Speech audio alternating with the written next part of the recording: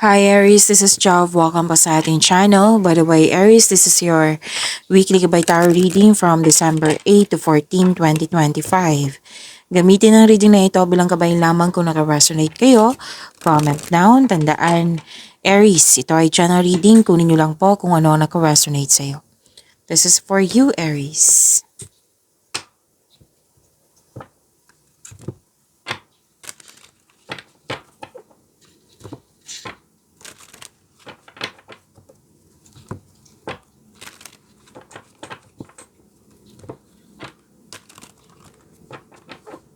Para po ito sa iyo, Aries, ngayong week na ito, December 8 to 14, 2025.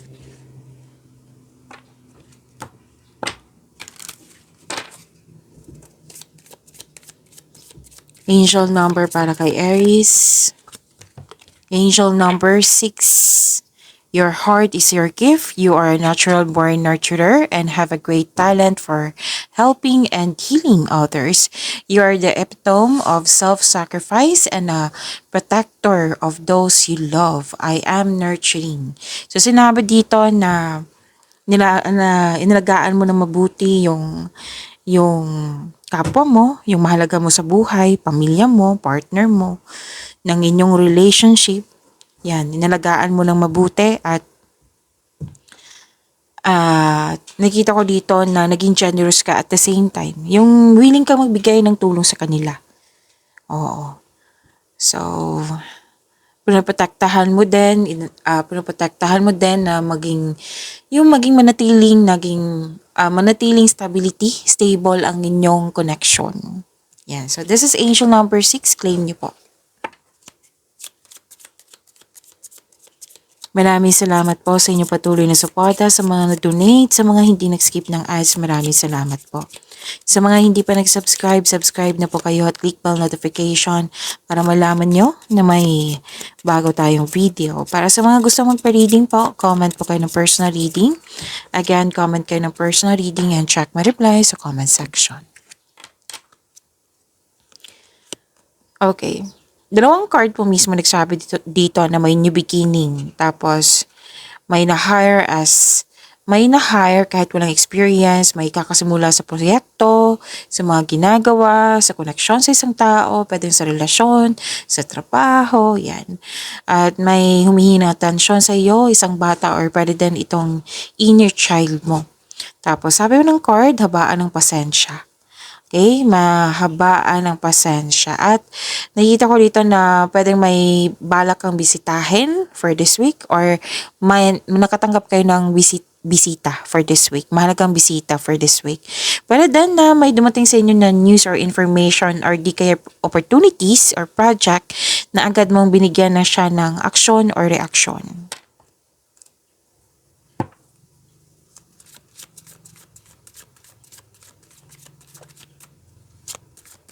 Energy ni Aries ngayong December 8 to 14, 2025. Andito po si Angel of Courage.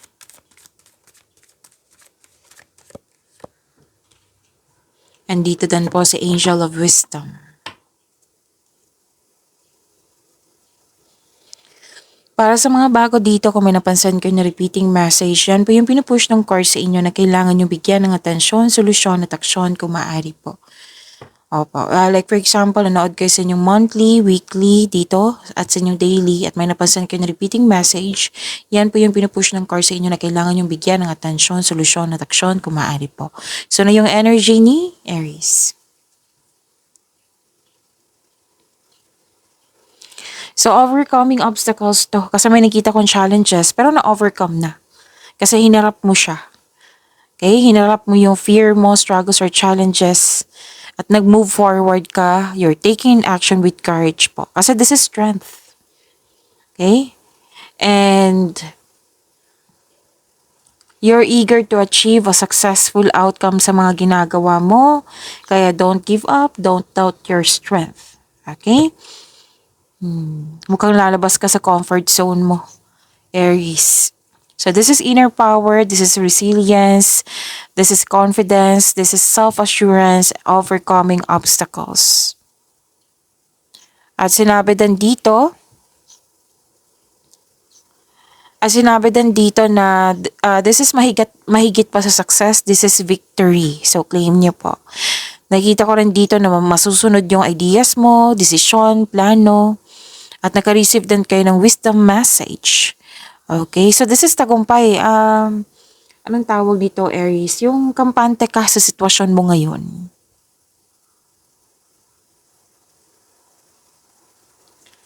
To attract more blessings, let us say the power affirmation. Let us say, kasi dito po si Angel of Courage. Let us say, I trust in my ability to stay strong. I trust in my ability to stay strong. So, an Angel of Wisdom. Let us say, I am strong, stable, and in control of my life. I am strong, stable, and in control of my life. Kung sa Tagalog baka sa may nag-request po, si Angel of Courage, nagtitiwala ako sa aking kakayahang manatiling matatag. At manatiling matatag. So, Angel of Wisdom, ako ay malakas, matatag at may kontrol sa aking buhay.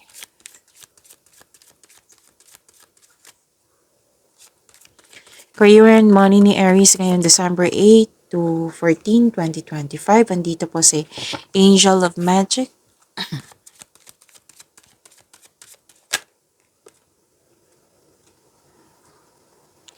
So, please expect, Aries, ngayong week na ito, marami kayong gagawin, marami kayong ginagawa.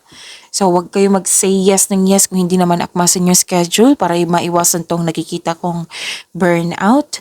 Oo, sobrang dami ng ginagawa dito. 2 card mismo nagsabi dito. Pero, tagumpay kasi yung nakikita ko. Huwag kayong mag-alala. Gamit na gamit yung skills mo. Oh. Gamit na gamit yung skills mo sa mga ginagawa nyo ngayon. And kung walang opportunity, like for example na niniisip mo, bakit mo lang opportunity? So, sinabi ng card dito, use your inherent skills to create opportunity. Kung may balak ka magnegosyo, ito na yung go signal. And may negotiation po. May negotiation, magiging successful po ito at may signing of contract ako nakikita dito. Granted din yung manifestation mo. May parating na blessings po. At bigyan mo siya ng aksyon. Oo, bigyan mo siya ng aksyon. Huwag mong ibaliwala or i-postpone. Kung pwede, bigyan mo ng aksyon with clear intention para magtagumpay ito. And please know that you are divinely guided, Aries. With the divine assistance, all things are possible po.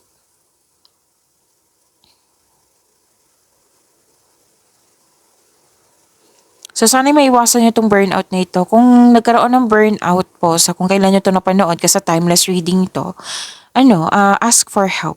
Okay? Kasi may nakita kong worries, anxiety. So, tamang tulog, tamang pahinga, tamang kain. Balance ay kailangan dito. Huwag magbasobra sa trabaho.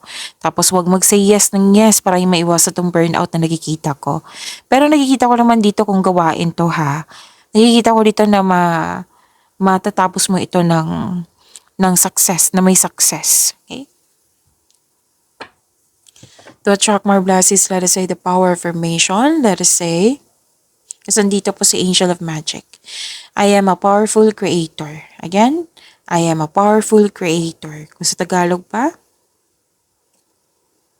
ako ay isang makapangyarihang manlilikha.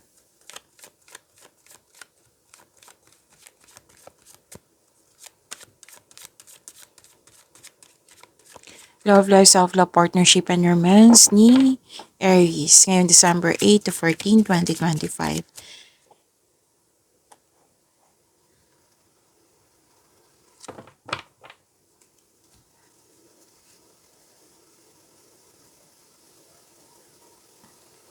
Okay, and dito po pala si Angel of Innocence. Sa mga single dito, you should take a chance on love. Huwag kang matakot ma-in love ulit. Para sa mga relasyon sa buhay mag-asawa na may tampuhan, the advice is leave the past behind. It's never too late to begin again. Mag-usap at magpatawad.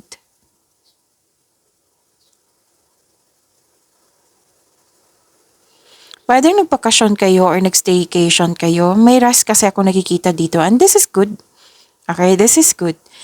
And sa mga single dito, mukhang ayaw nyo munang tumanggap ng date. Oo, kasi gusto mo mag-focus sa inyong priority sa buhay. Para sa mga relasyon sa buhay ng mag-asawa, ano to space, pahinga. Yan ang nakikita ko. So this card asks you to relax, calm your mind, and reflect. So sinabi ko pa rin dito kanina na kailangan ng tamang tulog, tamang pahinga, tamang kain, o rest, kumbaga. Okay, so to attract more blessings, let us say the power of affirmation. Let us say, kasandito po sa Angel of Innocence. I am free to find my own path and have strength for the journey ahead. I am free to find my own path and have strength for the journey ahead. Kung sa Tagalog pa, malaya ko makahanap sa aking sarili. Again, malaya ko makahanap ng sarili kong landas at magkaroon ng lakas para sa susunod na paglalakbay. Pagyamanin niyo po yung blessings sa binigay sa inyo, Aries. See you tomorrow. Maraming salamat.